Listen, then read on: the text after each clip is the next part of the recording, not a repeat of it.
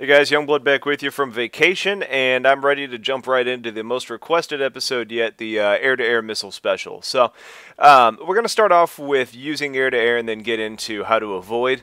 The first thing I really wanted to talk about was knowing when to use your rotary versus when to use your air-to-air missile. In general, if you've got a stationary target, the idea of just locking and forgetting seems like a good idea.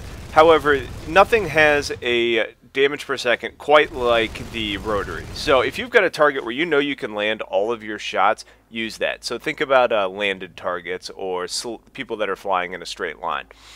The next thing I kind of hit on in an earlier episode is really engaging from up high. It's probably your best bet because you're going to be able to stay locked on better because it's harder for them to outmaneuver you when you're in a position elevated. Not to mention it gives you the big broad backside for you to actually attack when you're switching over to your rotary in between using your rockets.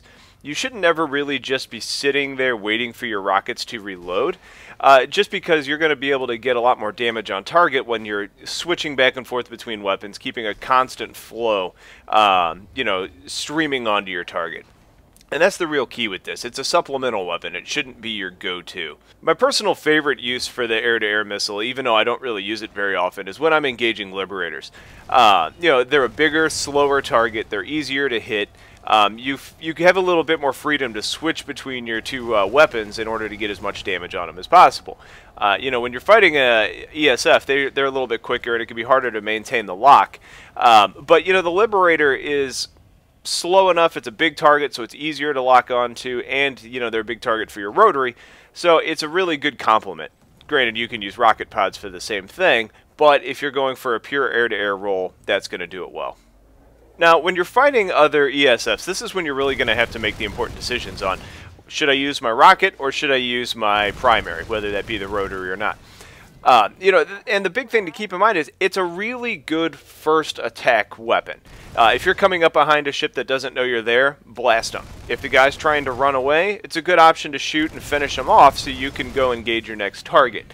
That being said, when you're spinning around engaging a target is not the time to use your missile. One, it's harder to get the lock on.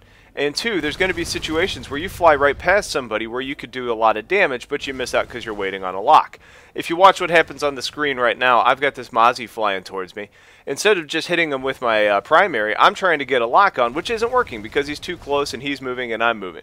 I probably could have gotten him pretty close to dead. He's already smoking, but because I didn't, I missed out.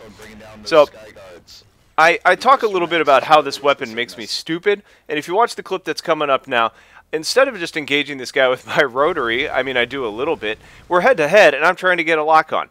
It's a mental game for me, and it might be for you, but it's something to be aware of.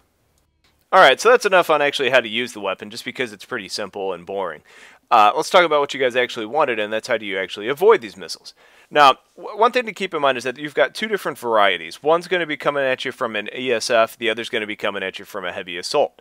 The heavy assault variety is going to be a little bit easier to dodge just because, it's coming from the ground. It has to avoid more targets on its way to you. You can hit the deck pretty easily and avoid it.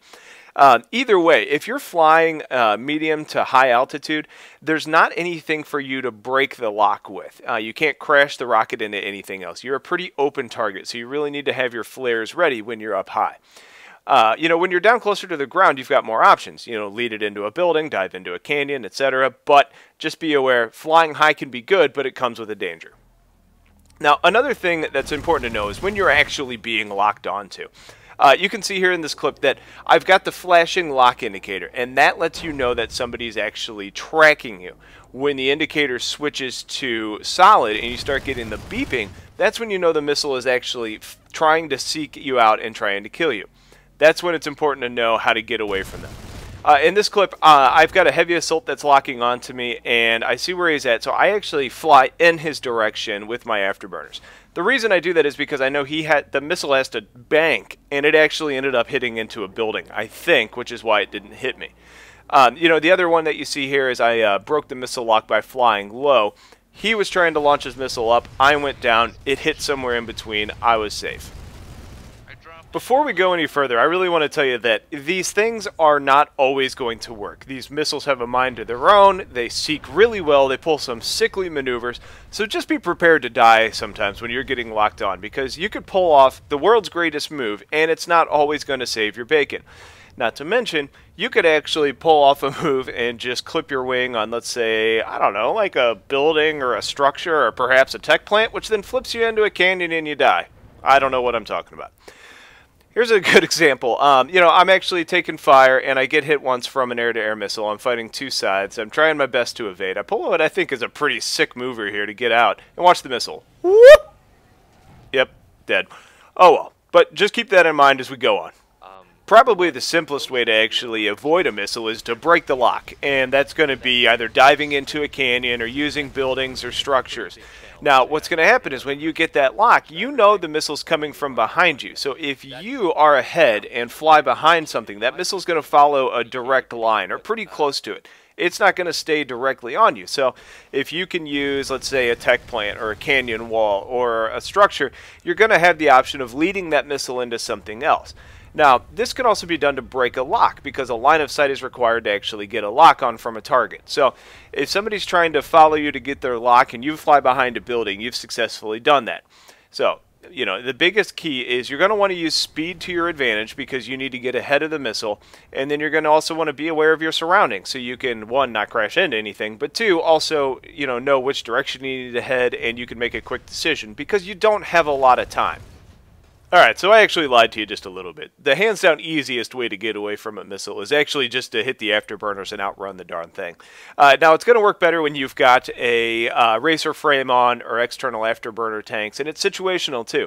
It works well against a heavy assault on the ground because they're more or less stationary, whereas you're flying out of there quickly, so they can't get another lock on you.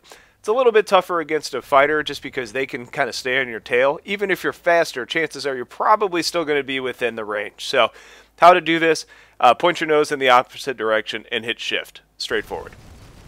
One of the more rewarding ways to actually avoid missiles is with maneuvers. Now, it's not always going to work, but a lot of times you're not going to have any other option. So here I'm kind of flying in the canyons. I get locked. I pull a kill turn and I hit the afterburners to head back the other way, and you can see the missile actually misses me. You've got several different options. You can try and pull an air maneuver like that, which isn't super successful a lot of the time, or you can use the ground. Using the ground is by far my favorite way to avoid a missile. So if you're flying low, or even if you're flying high and you're being engaged, I hit the deck. Because when you've got that lock on, you can start to use the ground. Whether that's just flying low to the ground where hopefully it hits like a little ridge or a bump or, something sticking off, it's going to allow that missile to break and, hit something else.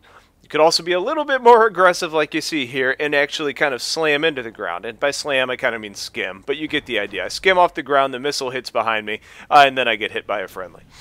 My favorite is actually a combination. When you're being engaged and you've got several targets on you, you're pulling maneuvers anyway, but when you get a lock, you can actually pull a reverse maneuver or a barrel roll or an Emmelman, skim close to the ground, and the missile's going to most likely miss. Using the ground is what I have the highest success rate with, by far. The last two things I wanted to talk about are flares and the differences in the continents. As far as flares go, I generally wait until I've taken about half damage or until I have already taken one missile before I actually consider using it. One, it's going to save it until you really need it, and two, it's going to give you the practice you need to actually start avoiding the missiles. It's just something to keep in mind. Now, fighting on the different continents is different just because they all have their own characteristics. When we talk about Endar, which is probably a pilot's favorite place to fly, down by the NC Warp Gate, you've got canyons, and all the way up until about the middle of the map, like over by the Crown, you've got a lot of canyons where you can fly and avoid targets, which is great. When you get up north on Endar, it's a little bit closer to the TR Warp Gate. You've got the deserts, and it's a little bit flatter and harder to fly. It's just about knowing what options you have and what part of the continent you're on. When we start talking about Esamir, it's a flat, barren tundra wasteland. You don't have the canyons that you can avoid, so you need to make sure that you're ready to use, like structures such as biolabs and tech labs and those purple spires that are sticking up out of the ground. And then Amerish is really kind of a combination of the two. You've got the mountains, which are really helpful, but a lot of it's pretty flat as well. So you're going to be relying on structures, but not nearly as much as you would be on Esamir. They're all a little bit different, and a lot of the principles, like especially using ground to avoid missiles, is going to apply on all of them, but you do need to customize it a little bit based on the continent you're actually fighting on. Alright guys, so that's pretty much going to wrap up this episode. In the next one, I'm going to be tying up some loose ends and getting to some of your questions that I haven't necessarily addressed yet. I'm going to do an airframe comparison between the three options for the fighters. And then I'm actually thinking about doing a, my impressions on the three different fighters themselves. I've created characters on each of the factions, so I'll be able to, give you a little bit of my insight, at least, on the differences. After that, I think I'm going to go ahead and start moving into the Liberator portion of Captain's Log. So start getting your requests in now for what you want to see in that. I'm not going to be abandoning ESF videos altogether because I love flying them, so you'll definitely see more of that coming. Just know that the Captain's Log series is going to take a Liberator direction for a little bit, and I think there's going to be a lot of good information coming with that. So, as always, I appreciate all the subscribers out there. You guys are a big help, and I appreciate all that you do. My partnership did go through, so I am now officially partnered, which is great. Yeah, so, if you like this, please hit that like button. If you're not yet, hit that subscribe button as well. And I will talk to you guys later. Take care.